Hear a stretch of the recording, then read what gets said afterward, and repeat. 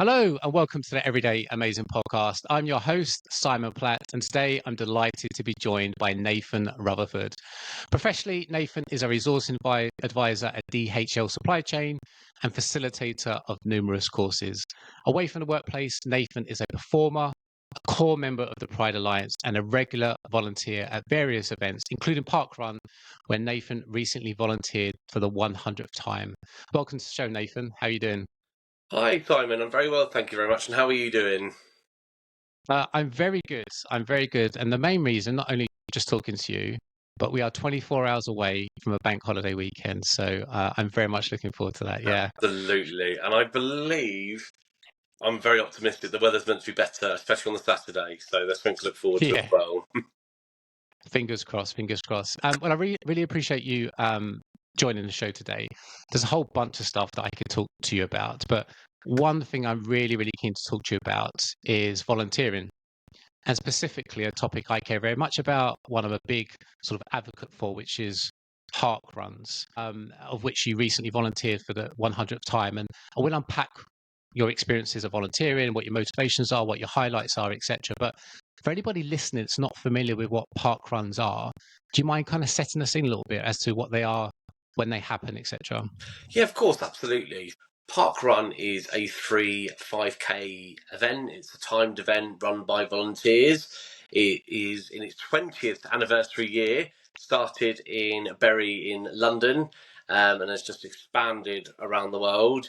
And it takes place every Saturday at 9 a.m. or 9:30 a.m. in Scotland, because obviously sometimes it's a little bit darker in Scotland. So they start half an hour later and roughly ends sort of around 10, quarter past 10, depending on what people are doing, because it's not just for running. It used to, obviously, it was originally sort of for running and jogging.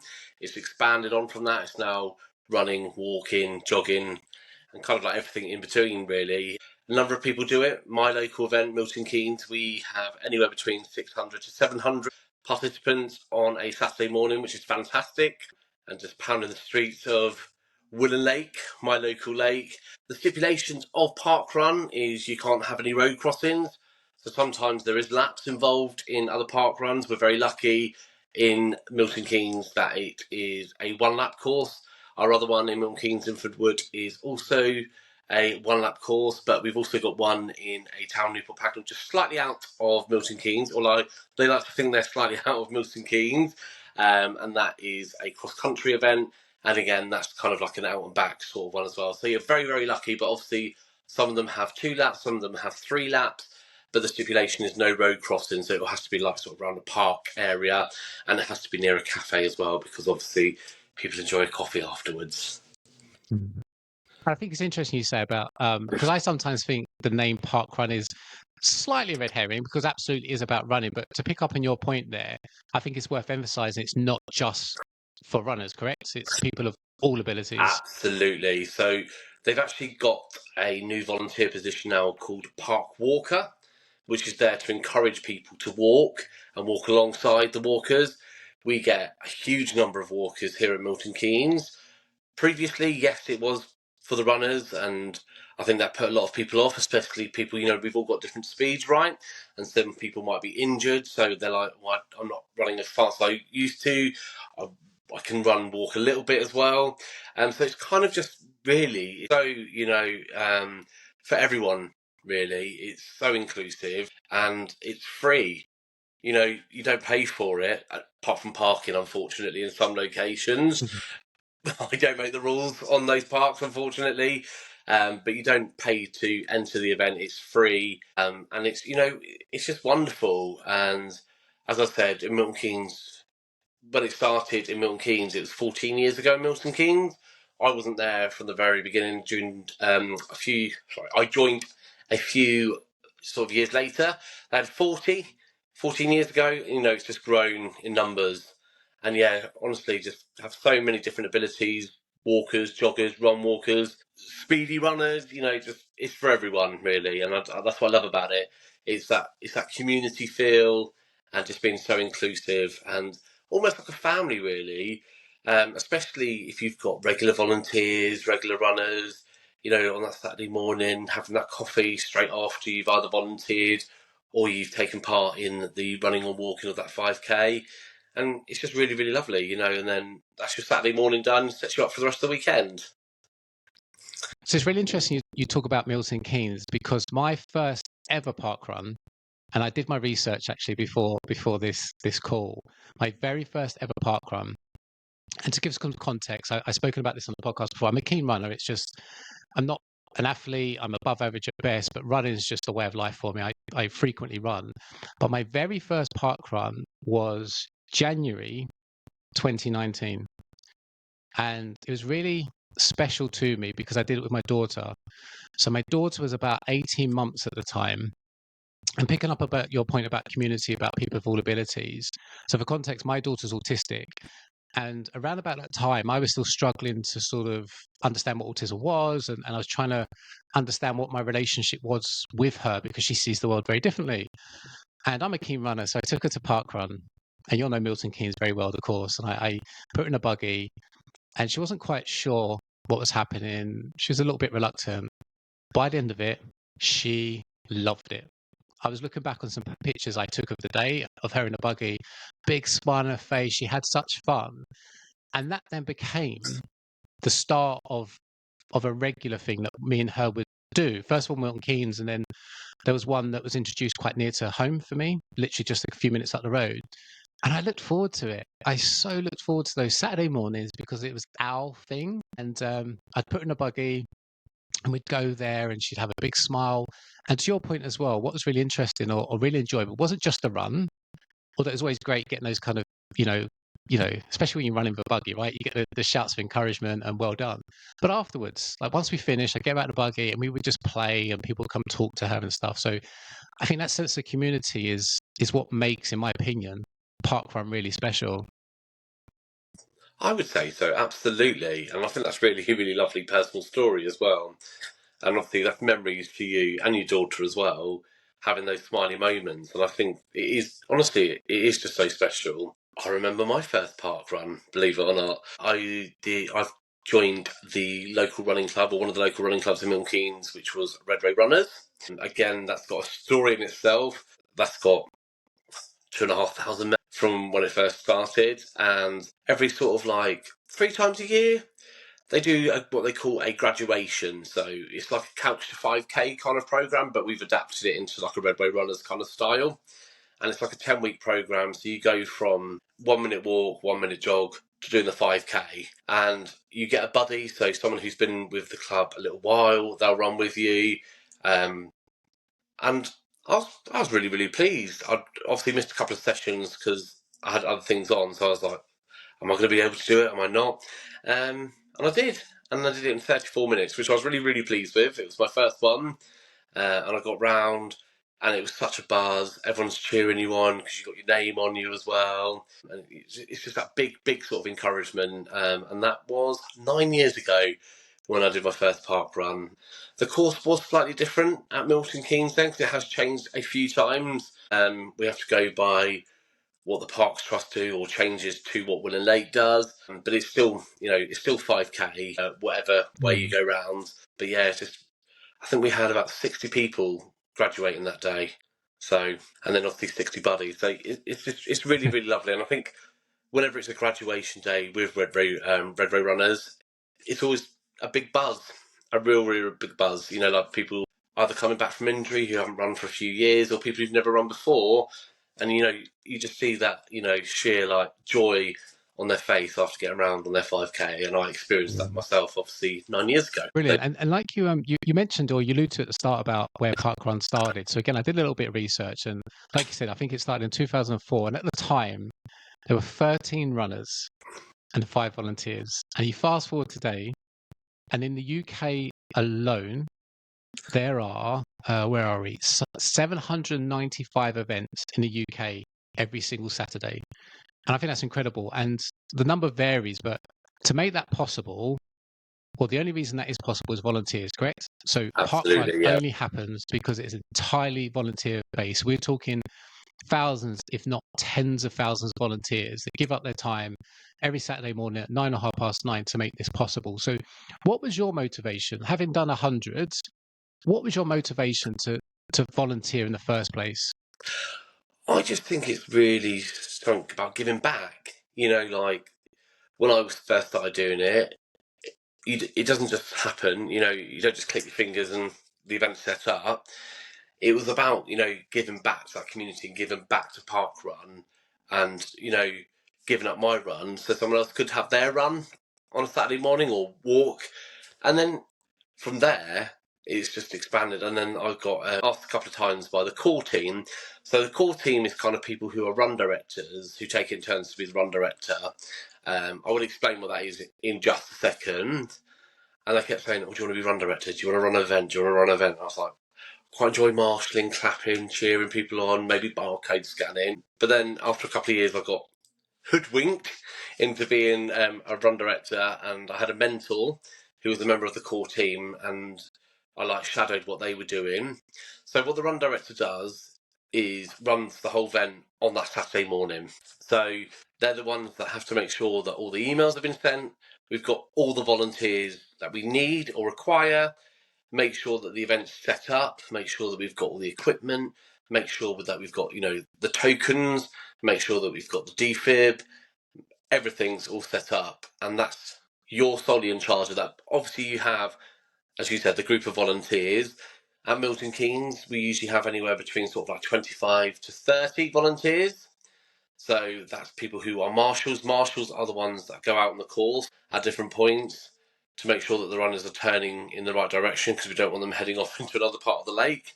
Otherwise their run becomes longer or they don't get the time. You've also got the barcode scanners. Barcode scanners are there at the end. Because it is a free event, we don't have any mats down, we don't have any massive equipment. So basically they're there to scan the barcode. So everyone who is taking part, and that's volunteer or participant, they register with Parkrun and they get a barcode, and that barcode they can have now on their phone or watches, or they can download it and have it in a card sort of form. But that's their athlete number, and that's how they get their time, and that's how they get sort of ticks off to get to milestones. And that includes myself as a volunteer, using my athlete number for volunteering as well.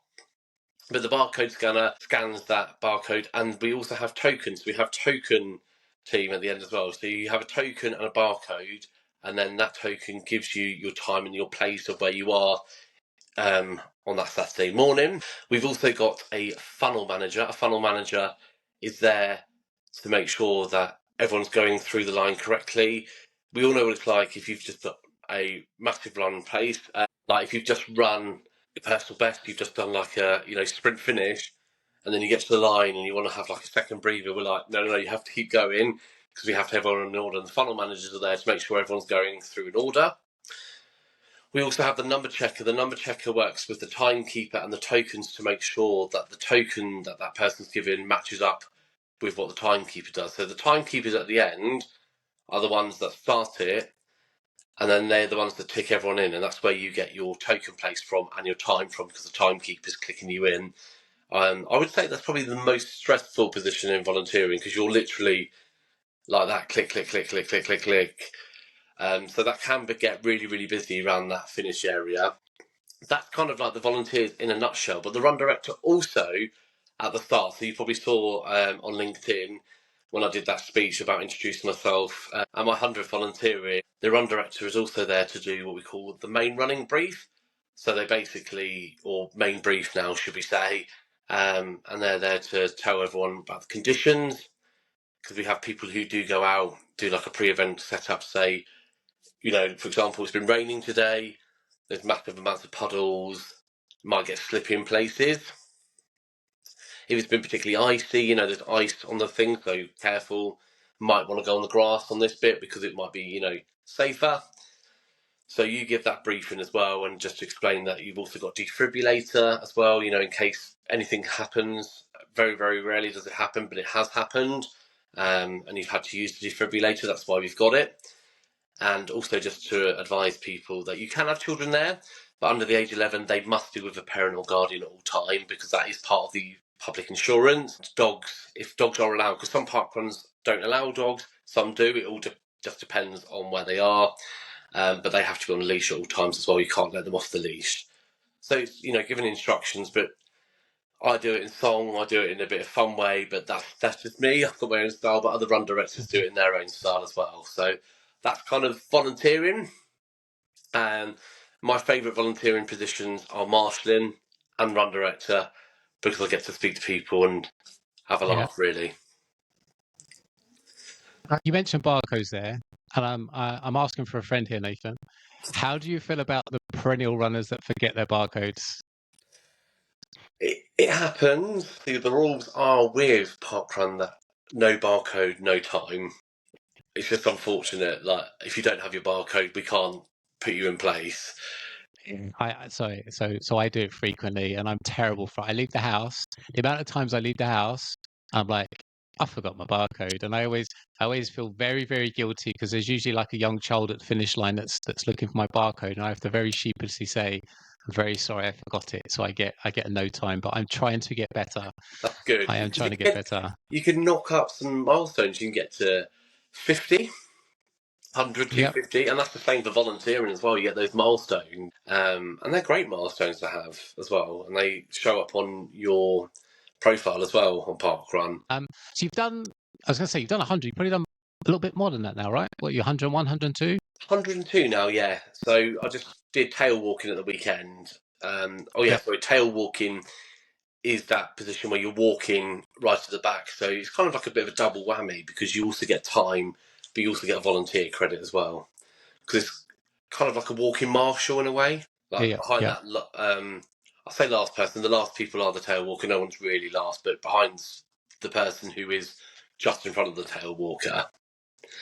And you're there just to make Yeah. sure that they're okay, basically. And I think you touched on something there, which is the spirit, in my opinion, of Parkrun, which is nobody's ever last. I think it's worth emphasizing. If anybody's listening that's not done a Parkrun, is not sure about it, Parkrun isn't a race. There's no Absolutely medals. not. Yes, there are some times and there's a sequence, but nobody's ever last. And you can, if you want to, turn up and walk it, and fair play to you, because like you Absolutely. say, it's more than just running. It's the community element that comes with it as well.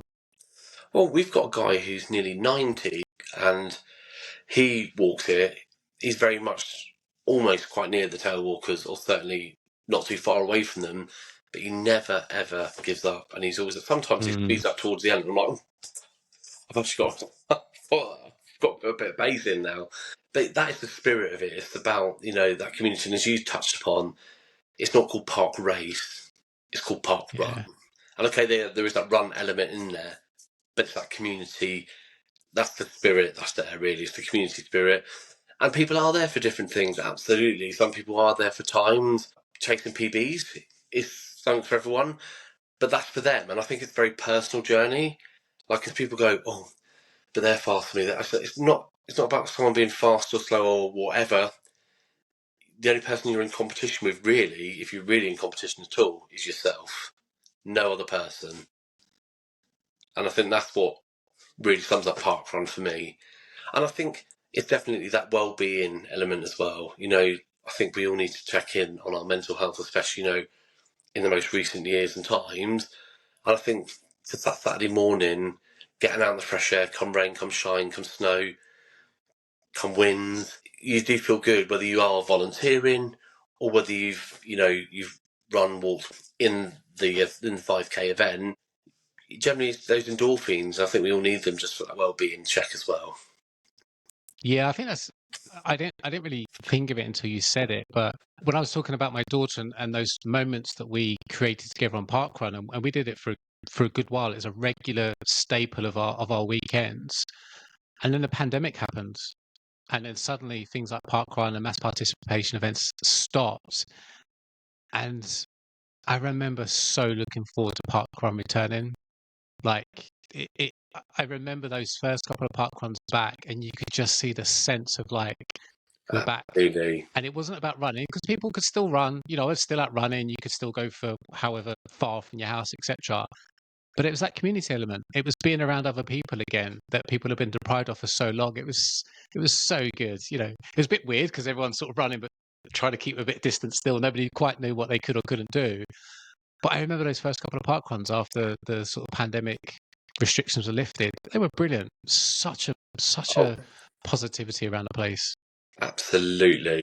And I think it was about 16 months that we had from like the final sort of park run before lockdown, before the next park run then came around.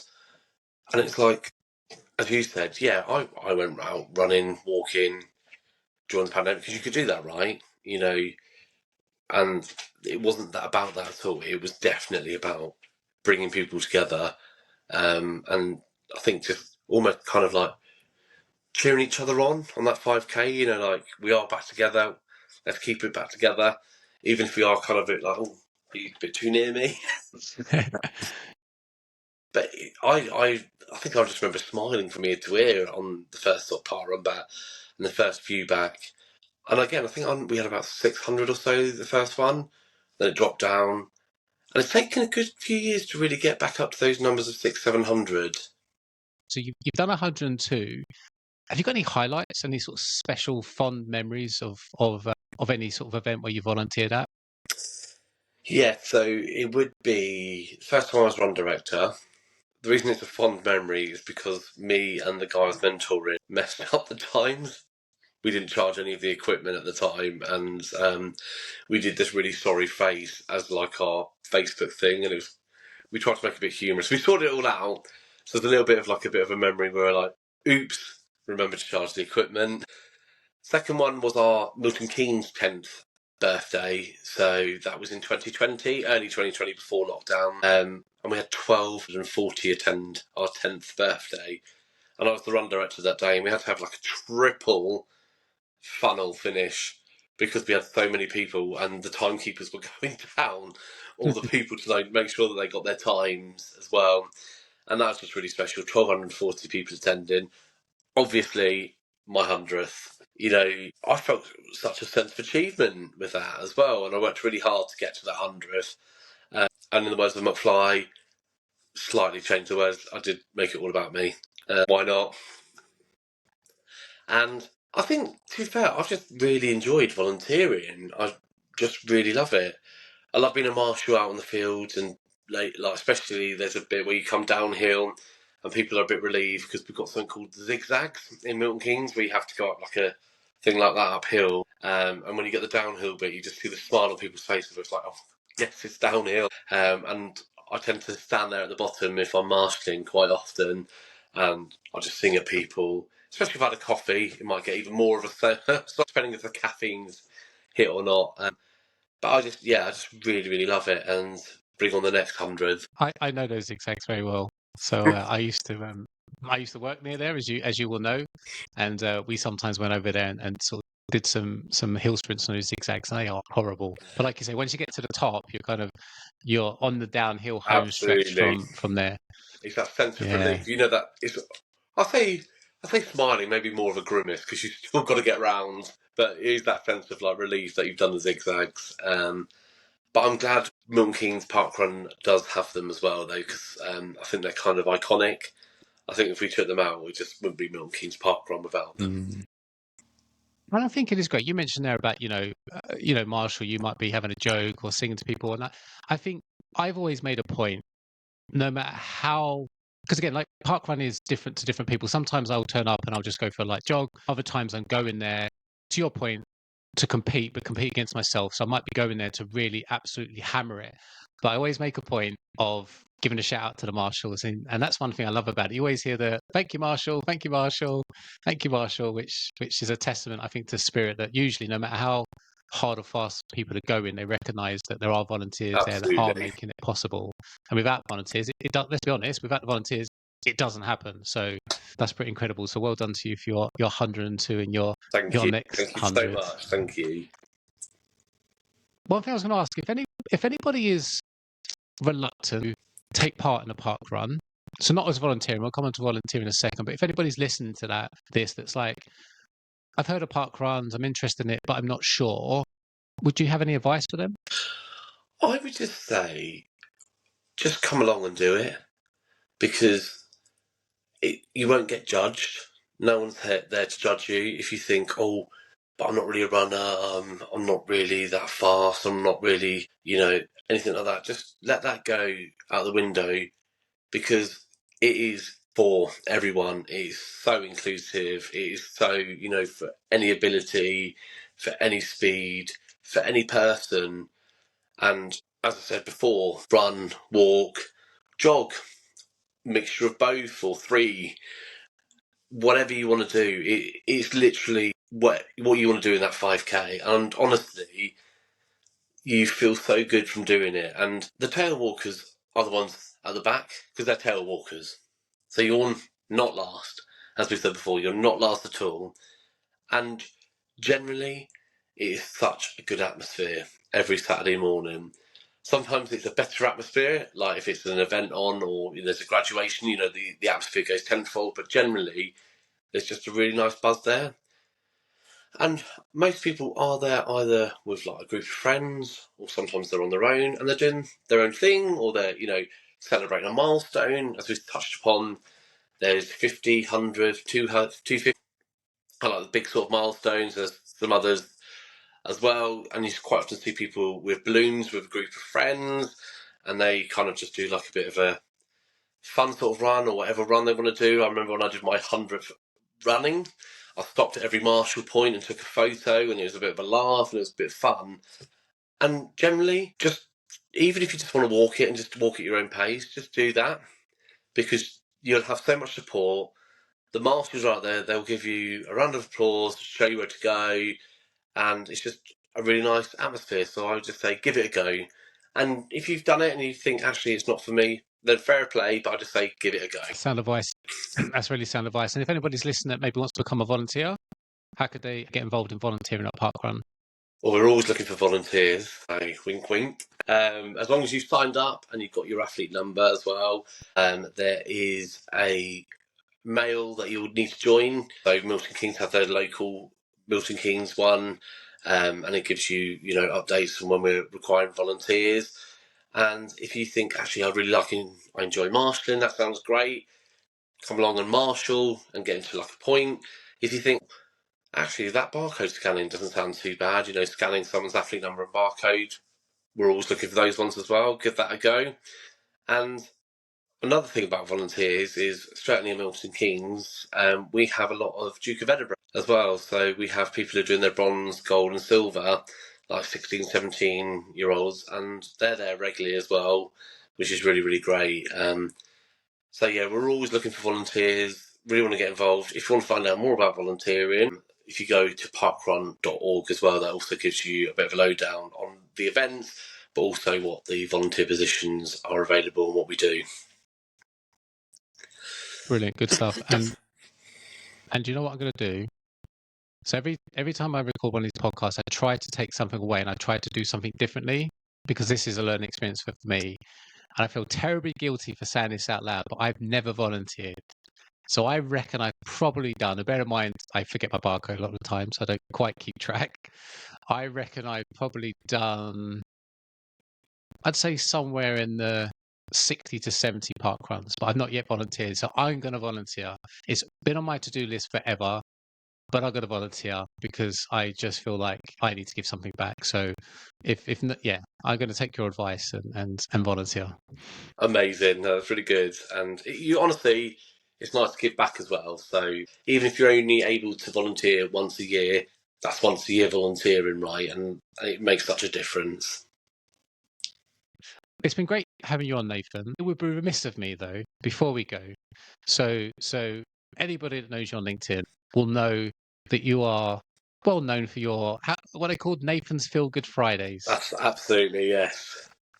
So my Feel Good Fridays, I'll give you just a brief history. They came about 3 years ago in my previous part of where I was working. So my manager was introducing us to our internal comms page, go and meet the team. Here's Nathan, he works on reception. He greets us every morning with a West End style performance. And a couple of colleagues from DHL were then going, where's proof of the pudding? Show us these. And so my manager, Callum, said, why don't we record one day? So we did, and I think I did Hey Big Spender. Why not? Big Shaving song. And I've just posted one every Friday, or most Fridays since then. And sometimes it's around a theme. So if it's Pride, I tend to do sort of like LGBT sort of songs, Christmas songs, Valentine's Day, like a love song. If it's like an anniversary, like ABBA, 50 years, I did an ABBA medley. So it's about a minute and a half, and I just think finished off the week nicely with a little song. So I think they're great. They make me smile as an introvert as well. It's lovely to see somebody express themselves and just go for it. And I sometimes wish I had a bit more of that sort of performance in me, but they always make me smile. So I tell you what I'm going to do. I'm going to shut up. I'm going to say thank you very much, Nathan, for being on the show. It's been an absolute delight. And if I hand over to you to sign us off. Of course, absolutely. Today it is raining. I think it would be unjust not to do it with a little bit of singing in the rain. So I'm singing in the rain, singing in the rain. What a glorious feeling. I'm happy again. So dark up above, the sun's in my heart, and I'm ready for love. Let the stormy clouds chase everyone from this place. Come on with the rain, I've a smile on my face. I walk down the lane with a happy refrain, just singing in the rain.